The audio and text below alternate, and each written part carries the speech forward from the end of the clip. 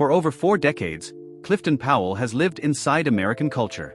He has been the man you feared, the man you trusted, the man who warned you what was coming next. Sometimes he stood at the center of the frame. Most times, he stood just off to the side, holding the entire scene together. You recognize his face instantly. You remember his voice without trying. And yet, few people ever stop to ask how a career this long, this consistent, this essential is finally judged. Hollywood loves beginnings.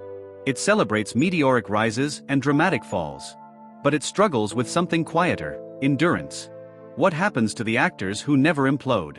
Who never disappear? Who keep working while applause fades and headlines move on? Along the way, there were headlines. There was scrutiny. There were accusations, some loud, some fleeting, some resolved quietly after the damage was already done. Because in the court of public opinion, the accusation often echoes longer than the truth. The sentence has already been whispered. The goodbye has already been assumed. But before history closes the file, before the final judgment settles in permanent ink, this video opens the record, completely. The work, the pressure, the rumors, the facts, the legacy. Because once the sentence is finalized, there are no appeals left. And by the end of this video, you may realize the goodbye everyone is expecting was never his to accept. Before Clifton Powell ever appeared on a screen, his life was shaped by structure rather than spectacle. He was raised in an environment where discipline mattered, responsibility came early, and aspiration was not abstract but practical. His upbringing did not revolve around celebrity dreams or industry access. Instead, it emphasized awareness, observation, and self-control, qualities that would later define his on-screen presence. Growing up, Powell was exposed to the realities of working life, to authority figures whose power came not from popularity but from consistency and consequence. These early experiences influenced how he later portrayed men who carried weight, whether moral, emotional, or institutional. Culturally, Powell came of age during a period when representation for black men in media was narrow and often distorted. He witnessed how limited narratives shaped perception, and how few roles allowed for complexity or contradiction. Rather than internalizing these constraints as limitations, he absorbed them as challenges to navigate.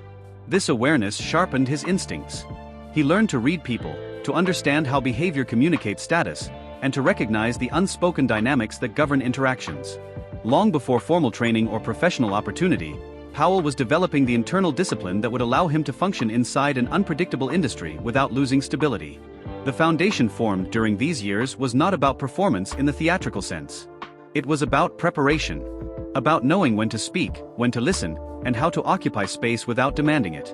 These traits would later become his signature, distinguishing him from actors whose presence relied on volume rather than gravity. When acting entered Clifton Powell's life, it did not arrive as fantasy or escape. It arrived as utility. Performance offered a way to process experience, to channel observation into expression, and to assert control in environments that often resisted it. Acting was not framed as glamour or fame, but as purpose. It became a method of engagement with the world rather than a pursuit of attention. His early encounters with performance revealed something practical. The ability to inhabit another perspective created clarity. Through acting, Powell learned structure, accountability, and repetition. He learned that preparation mattered more than inspiration and that credibility came from consistency. These lessons aligned naturally with his temperament. Acting was not something he used to disappear into fantasy, it was something he used to ground himself. This approach shaped his relationship with the craft from the beginning. Powell did not chase roles for visibility alone. He evaluated them for function and opportunity. Each performance was a chance to refine control, timing, and restraint. The absence of early fame reinforced this mindset. Without external validation, acting became an internal discipline rather than a public identity. By the time professional opportunities emerged, Powell did not approach them with illusion. He understood that acting, especially for someone without institutional backing, was less about recognition and more about survival. This perspective would later allow him to endure periods of invisibility, repetition, and limited creative freedom without losing momentum. Entering Hollywood as a black actor during the late 20th century meant confronting an industry structured around restriction. Opportunities existed, but they were tightly defined. Characters were often reduced to functions rather than identities, and complexity was the exception rather than the expectation. For Clifton Powell, breaking in required both acceptance of reality and resistance to its implications. Early roles reflected the industry's narrow imagination. He was cast in parts that paid bills but offered little recognition, characters designed to serve narratives rather than shape them. These roles rarely came with depth or development, but they came with access. Powell understood this distinction and used it strategically. Each appearance was an audition for the next opportunity, a chance to demonstrate reliability and presence within constraints he did not control. Typecasting was immediate and persistent.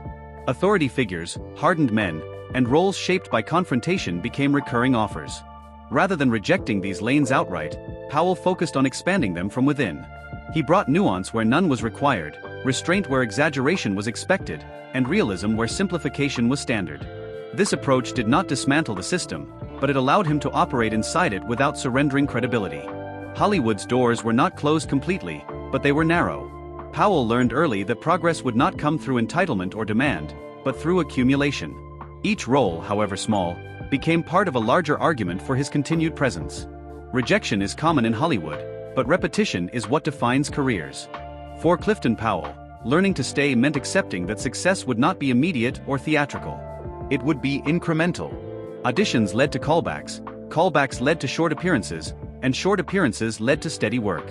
This cycle required patience and emotional control, qualities not often associated with the pursuit of fame. While others exited the industry after early setbacks, Powell adjusted his expectations without abandoning his commitment. He did not wait for perfect roles. He worked. Over time, this consistency built a reputation that mattered more than publicity. Casting professionals recognized him as dependable in an industry that frequently discarded talent once novelty faded. Becoming dependable in a disposable system is a paradox. It ensures employment but rarely guarantees elevation. Powell's career began to stabilize before it began to ascend. He was trusted, but not spotlighted. Valued, but not celebrated.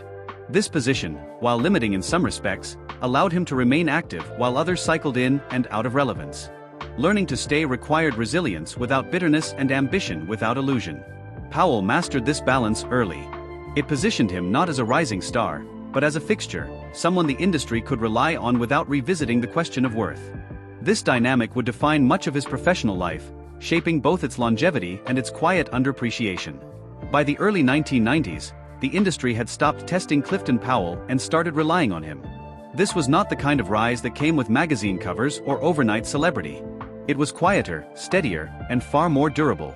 Casting directors knew exactly what they were getting when his name appeared on a call sheet: preparation, authority, and a performance that would land without demanding attention. Powell's presence began to surface in films that would later be recognized as cultural touchstones, especially within Black cinema. These were stories rooted in social reality, generational trauma, and unfiltered truth, and they required actors who could carry weight without exaggeration. Powell fit naturally into this space. He did not soften the edges of his characters, nor did he sensationalize them. He played men shaped by consequence, men whose choices had already cost them something. What separated him from many contemporaries was restraint. Even when playing intimidating or morally ambiguous figures, Powell avoided caricature. His characters felt lived in, as though the audience was stepping into the middle of a longer story rather than watching a performance constructed for effect. This subtlety made his work resonate, especially in ensemble casts where louder performances often dominated attention. Despite his increasing visibility, the industry did not elevate him into leading man territory. Instead, he became something arguably more valuable and far less celebrated: a stabilizer. Films worked better with him in them. Scenes gained credibility. Younger actors sharpened their performances when sharing the frame with him. Yet the rewards for this kind of contribution were rarely symbolic. There were no award campaigns built around consistency. No narratives constructed around reliability. This was the rise without the crown. Powell was everywhere, yet rarely centered. Essential, yet seldom acknowledged as such. And as his resume grew stronger, a quiet assumption began to form around him, that he would always be there, always deliver, and never need to be reconsidered. The films that solidified Clifton Powell's place in cinematic history did not announce themselves as legacy-defining at the time of their release. They arrived as stories of their moment, reflecting realities that mainstream Hollywood often avoided. Over time, these films became reference points, studied, quoted, and revisited by new generations. Powell's performances within them aged not as artifacts, but as anchors. In films such as Menace to Society and Dead Presidents, Powell embodied authority figures shaped by harsh environments and moral compromise. His characters were not symbolic villains or simplified obstacles. They were products of systems, neighborhoods, and personal histories. This distinction mattered. Audiences recognized something truthful in his portrayals, even when the characters themselves were deeply flawed. His work in more mainstream projects, including the Friday franchise and later Ray, demonstrated his range across tone and genre. He could pivot from intensity to humor without undermining either. Even in moments of comedy, there was an undercurrent of realism that grounded the performance. The laughter did not erase the credibility. What made these roles endure was not their screen time, but their impact. Powell often entered scenes already carrying authority, eliminating the need for exposition. Viewers understood who he was the moment he appeared. This is a rare skill, developed over years of disciplined performance rather than cultivated image. Yet even as these films gained legendary status, Powell's name remained secondary in broader conversations about their success. The spotlight lingered on leads, directors, and cultural movements, while the actors who gave these stories their structural integrity were absorbed into the background of praise. Powell became part of the foundation, visible but not spotlighted, respected but not exalted. His cultural imprint was undeniable, but it existed without ceremony. And in an industry that often equates recognition with value, this absence of overt celebration quietly shaped how his career would be remembered. Consistency is praised publicly, but it is rarely rewarded structurally. For Clifton Powell, working steadily year after year ensured relevance, but it also confined perception. He was known as dependable, which in Hollywood often translates to predictable, even when the work itself proves otherwise. As his credits accumulated into the hundreds, Powell encountered a paradox. The more he worked, the less each individual performance was examined. Audiences expected excellence from him, and expectation dulls curiosity. When greatness becomes routine, it risks becoming invisible. Typecasting played a role in this erosion of attention. Powell was frequently cast as authority figures, hardened men, or characters carrying moral weight. While he brought nuance to these roles, the industry rarely challenged itself to imagine him beyond familiar parameters. Versatility was present, but opportunity lagged behind. This period also highlighted a broader industry pattern, particularly for black character actors. Longevity did not guarantee elevation. It often resulted in containment. Powell was respected, but rarely positioned as central. Employed, but seldom championed. His career thrived in volume, not in validation. Behind the scenes, this required a particular kind of discipline. To continue delivering at a high level without external affirmation demands internal clarity. Powell maintained professionalism, guarded his private life, and avoided public implosion in an industry that often feeds on it. This restraint protected his career, but it also deprived him of the visibility that controversy, for better or worse, can generate. The cost of consistency is rarely discussed. It is paid in overlooked excellence, in missed reassessments, and in the quiet assumption that what has always been strong does not need to be reconsidered. For Clifton Powell, this cost accumulated slowly, shaping the way his legacy would eventually be weighed. Away from the screen, Clifton Powell cultivated a life that stood in sharp contrast to the volatility of the industry that employed him. While many careers of similar length were punctuated by public implosions, dramatic reinventions, or tabloid dependency, Powell's remained notably contained. This was not accidental. It was the result of deliberate separation between work and private life, a boundary he guarded carefully. Colleagues have often described him as professional, punctual, and intensely focused on the craft rather than the spectacle surrounding it. On set, he was known less for charisma off-camera and more for preparedness on it. This reputation did not generate headlines, but it generated trust, and trust is the currency that sustains long careers even when public attention wanes. Family and fatherhood played a central role in this discipline. Powell rarely invited cameras into his personal world, choosing instead to let his work speak for him. In an era when visibility increasingly depends on access and exposure, this restraint carried a cost. Privacy protected stability, but it also reduced narrative. Without personal drama to amplify his presence, Powell remained defined almost exclusively by his roles. This choice insulated him from many of the pitfalls that derail careers, but it also placed him at a disadvantage in a media culture that often equates relevance with revelation. He became known as an actor, not a personality. As the industry shifted toward branding and self-mythology, Powell's grounded approach appeared increasingly out of step, even as his work remained strong. No long career in the public eye exists without scrutiny. Over the years, Clifton Powell's name has surfaced in isolated reports and minor controversies, the kind that briefly attract attention before dissolving into the constant churn of entertainment news. These moments did not define his career, but they did follow a familiar pattern that reveals much about how public judgment operates. In each instance, allegations or disputes were reported quickly, often with limited context.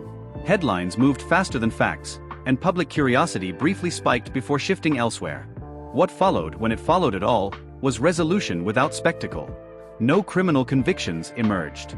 No sustained legal consequences altered the trajectory of his career. Matters concluded quietly, as most do when they lack substance or escalation. The imbalance between accusation and outcome is not unique to Powell, but it is instructive. In modern media, the initial report carries disproportionate weight. Clarifications, dismissals, or resolutions rarely receive equal attention. The record may close, but the impression lingers. Powell did not publicly dramatize these moments. He did not build narratives of victimhood or defiance around them. Instead, he continued working. Projects resumed. Casting calls continued. His professional reputation, built over decades, absorbed the impact. This absence of scandal-driven fallout speaks less to luck and more to consistency. In an industry that reacts quickly to patterns, Powell's remained unchanged. He showed up, delivered, and moved forward. The scrutiny passed, leaving little behind except a reminder of how easily perception can be shaped by moments that ultimately prove inconsequential. Even when accusations fade, they leave a residue. Not in court records, but in public memory. This is where the true cost often lies, particularly for actors whose careers are built on trust and authority. For Clifton Powell, the absence of formal consequences did not mean the absence of impact. Public judgment does not operate on legal standards. It operates on repetition, implication, and timing. An accusation, regardless of outcome, enters the collective consciousness briefly, then settles into ambiguity. Most audiences do not follow cases to their conclusion. They remember that something happened, not how it ended. Powell's career endured because it was never dependent on image alone. His value to productions rested on performance, not perception. Still, these moments contributed to the broader theme that defines much of his professional life: judgment without full examination.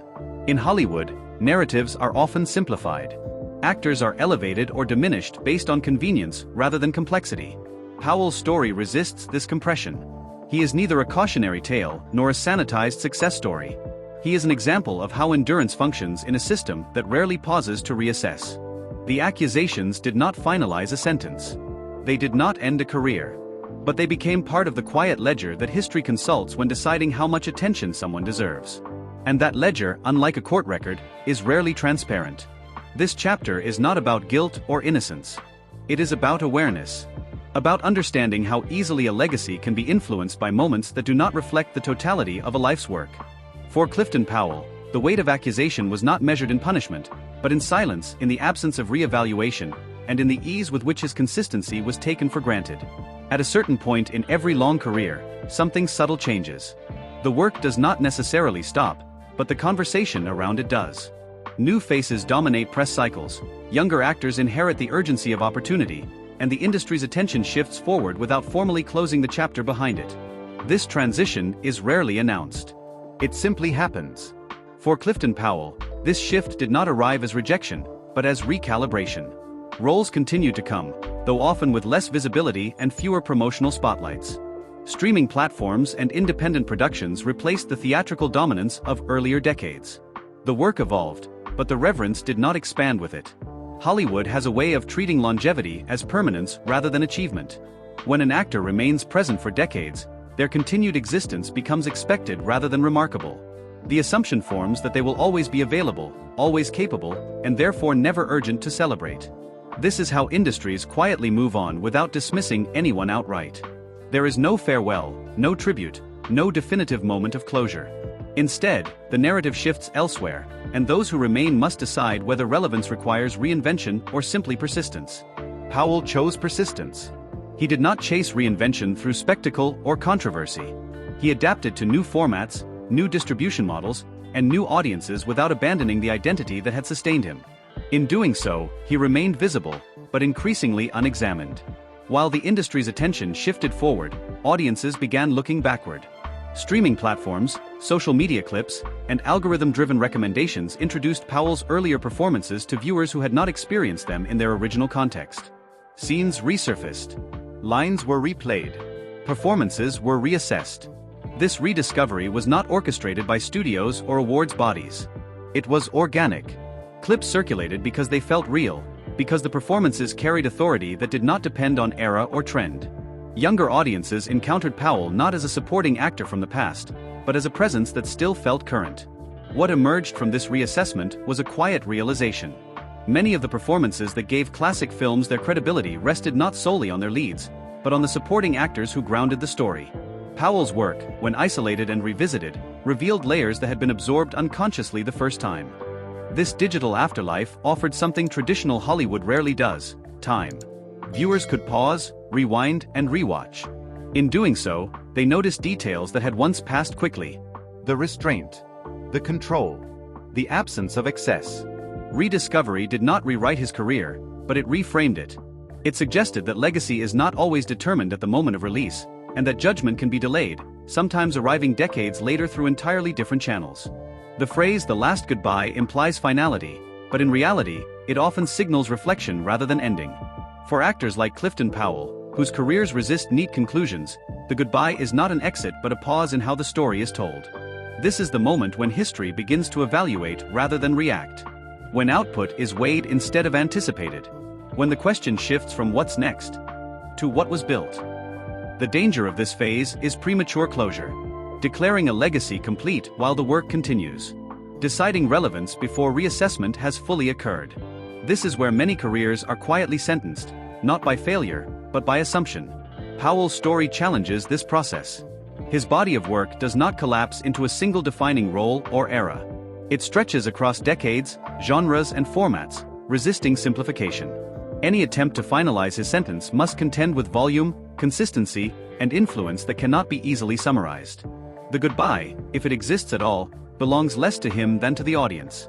It is a test of whether viewers are willing to look again, more carefully, and with fewer expectations. Whether they can separate noise from substance and presence from significance. At this stage, the sentence is not yet sealed. The record remains open. And the final judgment, if it comes, will say as much about how we value endurance as it does about the man who embodied it. Traditional measures of success struggle to contain careers like Clifton Powell's. Awards tallies, box office numbers, and star billing fail to capture the value of an actor whose contribution is cumulative rather than concentrated. His career does not peak and descend in a dramatic arc. It expands, layer by layer, over time. With more than 200 screen credits, Powell's work forms a lattice rather than a ladder. Each role connects to another, reinforcing a reputation built on dependability and control. This volume does not dilute quality. Instead, it establishes a baseline of professionalism that becomes the standard against which others are measured, often unconsciously. The challenge in measuring such a career lies in attention. When excellence becomes expected, it stops being interrogated. Powell was rarely framed as a discovery or a comeback because he never disappeared. His career resists narratives that depend on rupture. There is no collapse to recover from, no reinvention to celebrate. What emerges instead is a portrait of sustained contribution. A career that does not beg for reassessment, yet quietly demands it. The refusal to end, to implode, or to withdraw prematurely becomes its own statement. Longevity, in this context, is not passive endurance but active resistance to erasure. The idea of a sentence implies judgment, and judgment implies criteria. To ask whether Clifton Powell's sentence was fair is to question the standards by which Hollywood values its labor. Visibility, novelty, and marketability often outweigh consistency, integrity, and craft. In this framework, Powell's career sits uneasily.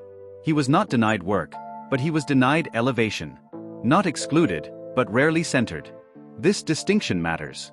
It reveals a system that relies heavily on certain performers while withholding the symbolic rewards that signal legacy. The sentence, in this case, is not punishment but omission.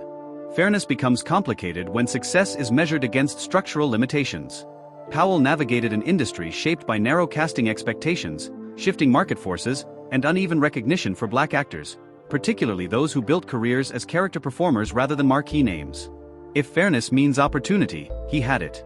If fairness means acknowledgement, the record becomes more ambiguous. His influence is visible in the work itself, but less so in the honors attached to it. The sentence, as it stands, reflects an industry more comfortable using excellence than celebrating it. This chapter does not argue that Powell was wronged in isolation. It argues that his experience exposes a broader pattern. A system that quietly finalizes judgments without deliberation. A process that confuses familiarity with saturation and endurance with expendability. Despite decades of work, Clifton Powell's story does not conclude neatly. The record remains open because the evaluation is ongoing. Films continue to circulate. Performances continue to be rediscovered. Audiences continue to encounter his work without preconception, often surprised by its depth. This openness challenges the assumption that careers must end decisively to be understood. Powell's legacy unfolds incrementally, shaped by reinterpretation rather than proclamation. Each rediscovery invites reconsideration, each reassessment complicates the sentence that may have been prematurely implied. The record that remains is not one of scandal or spectacle. It is one of presence. Of showing up across eras, genres, and expectations without surrendering to noise. In an industry that often demands transformation for relevance, Powell's continuity becomes its own form of defiance. This chapter positions his career not as something completed, but as something still being read. The pages are written, but their meaning is not fixed. The final verdict has not been delivered because the audience, collectively, is still deciding what matters most. In that sense, the sentence is not finalized. It is deferred. And the last goodbye, if it ever arrives, will reflect not only the man on screen, but the values of those who watched him for decades without fully taking account. Most legacies are announced. They arrive with tributes, farewell tours, and carefully produced retrospectives. Clifton Powell's legacy arrived differently. It accumulated quietly, without orchestration, built from repetition rather than recognition. There was no single moment when the industry stopped to declare what he had become. Instead, his impact spread laterally, across genres, decades, and audiences who absorb his work without being instructed to admire it. This lack of ceremony is not evidence of insignificance. It is evidence of a particular kind of contribution, one that operates beneath spectacle. Powell's performances did not demand validation, they functioned as infrastructure. They supported stories, sharpened protagonists, and grounded narratives that might otherwise have drifted into abstraction. This kind of legacy is harder to frame, but more durable. When institutions fail to formalize recognition, legacy migrates elsewhere. It lives in memory, in rediscovery, in the quiet agreement among viewers that certain performances simply work. Powell's career belongs to this category. It does not announce itself as monumental, but it resists erasure precisely because of its consistency.